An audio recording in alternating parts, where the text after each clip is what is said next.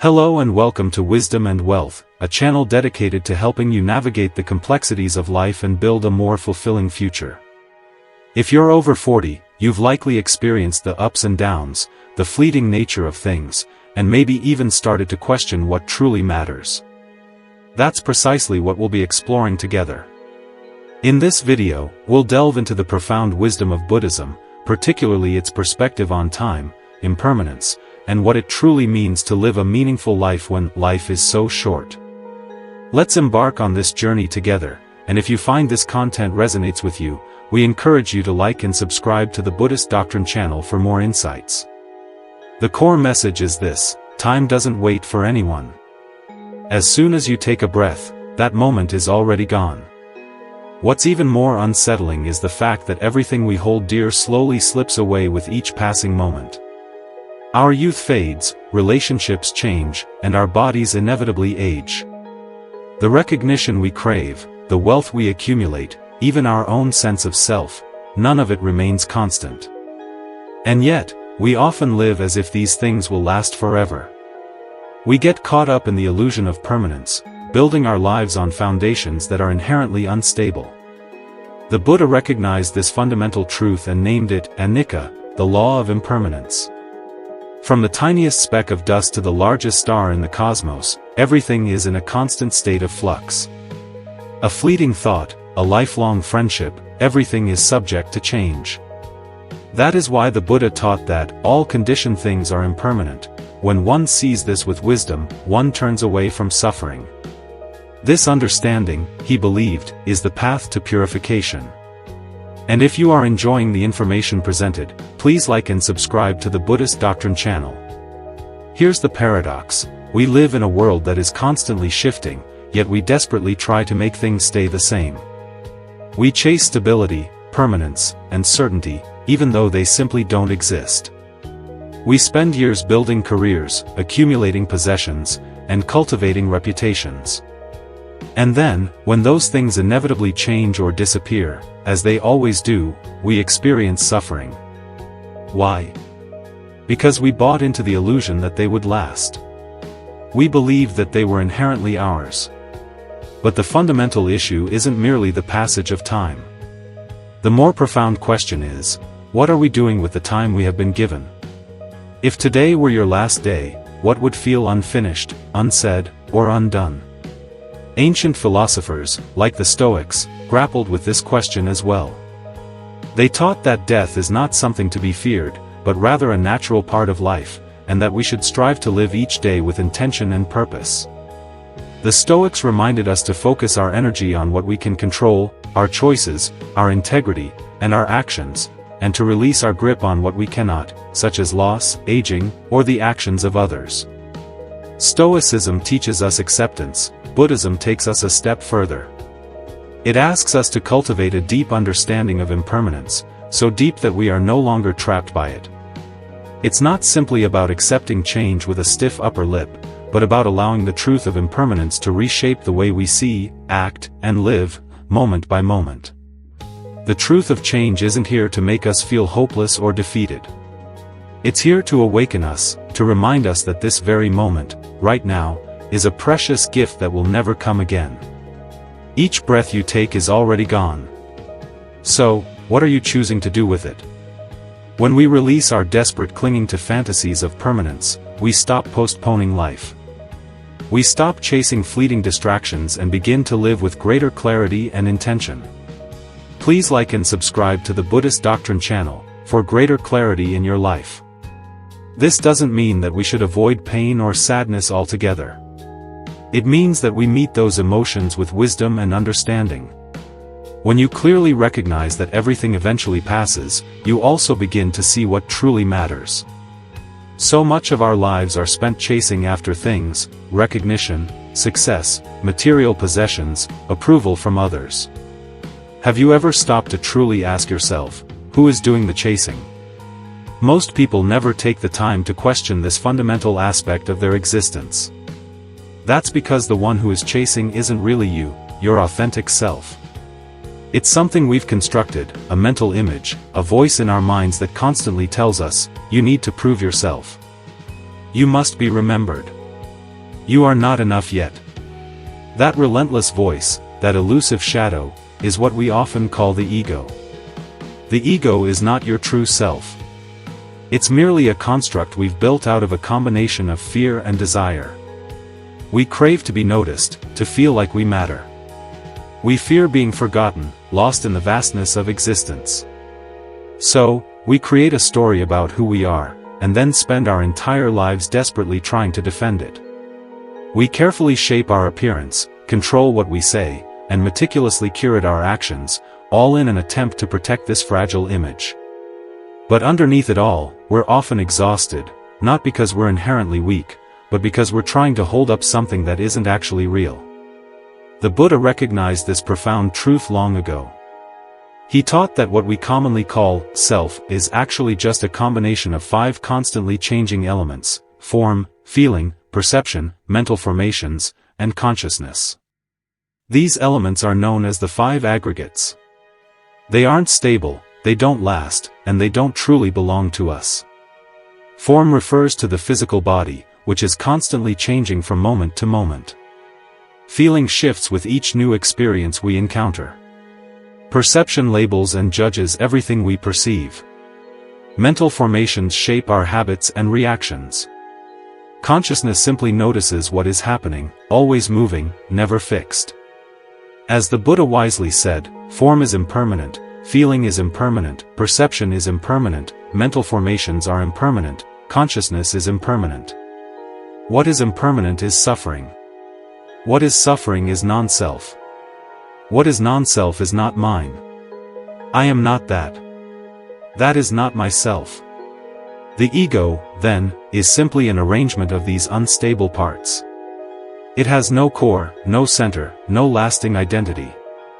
It's not a soul, and it's not something eternal. Instead, it's a continuous process, a constant flow of mental and physical habits, fueled by wanting and fear. It rises and falls, just like everything else in existence. Even in modern psychology, thinkers like Carl Jung and others have explored this idea. While they may use different language, many agree that the self we defend so vehemently is only a small part of who we truly are. And please, like and subscribe to the Buddhist Doctrine channel to continue on your journey towards wisdom. It's not the complete picture. It's a survival mask, shaped by memory, expectation, and emotion. The fear of being no one and the hunger to be someone are the ego's ways of desperately proving it exists, despite the fact that it never truly does. And when you see this, not just as an intellectual idea, but as a direct fact of your own experience, it fundamentally changes everything. You no longer feel the need to protect the story you've created about yourself. You no longer feel the urge to constantly win or be seen. You can finally let go of the immense weight you've been carrying for so long. You can finally rest, because the one who was struggling so hard to be someone was never really you. Why letting go isn't loss, it's freedom. We're accustomed to thinking that losing something is inherently painful. When things fall apart, our carefully laid plans, our cherished relationships, or our treasured possessions, we often feel as though something has gone terribly wrong. But what if that very moment of losing wasn't the end, but the beginning of something new and real? What if the simple act of letting go could unlock a kind of freedom we've never experienced before? In Buddhism, the problem of suffering doesn't stem from having too little. Instead, it arises from craving, a deep, restless hunger to hold on to what cannot be held. The Buddha didn't teach us to end suffering by acquiring more, or by trying to fix the external world. He directed our attention inward, toward the root cause. Craving is the origin of suffering.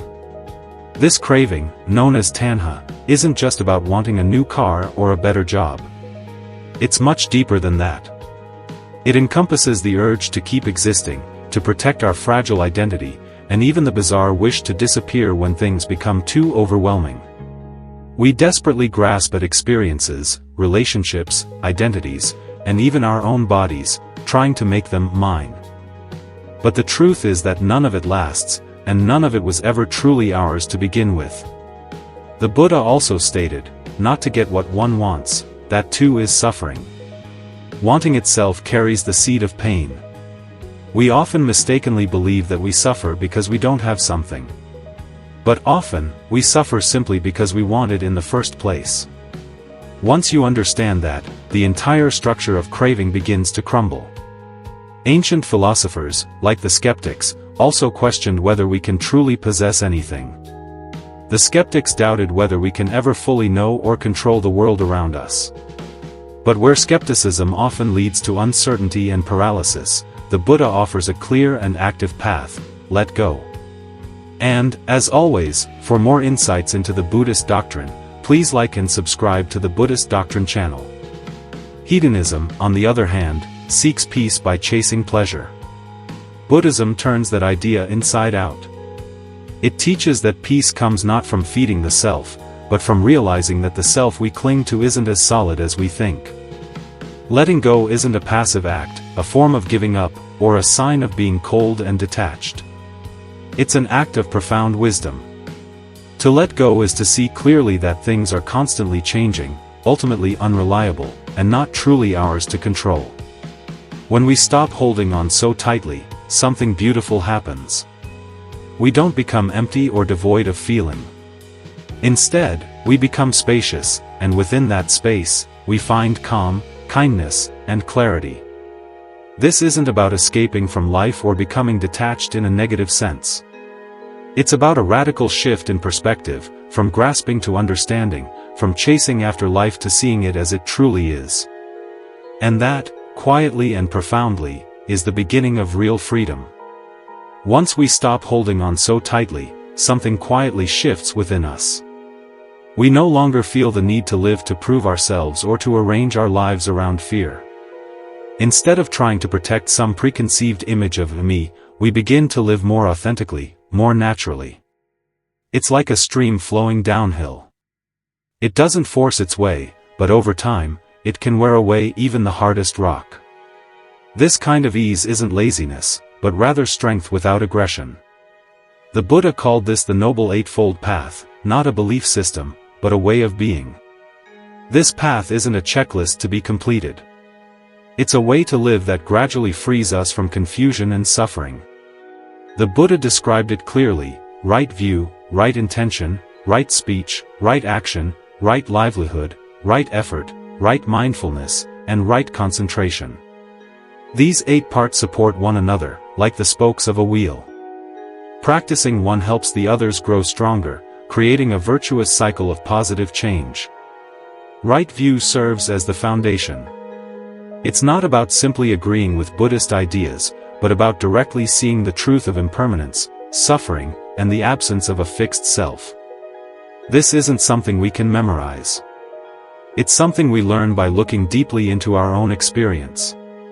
We begin by listening, reflecting, and then looking inward, asking ourselves, is this true in my own life? From that understanding arises right intention. This isn't just what we hope to do, but what quietly shapes our speech and actions. Are we guided by kindness or by fear? Are we motivated by greed, or by a genuine wish to be of benefit to others? We start to notice the subtle qualities of our inner compass. Then comes right speech.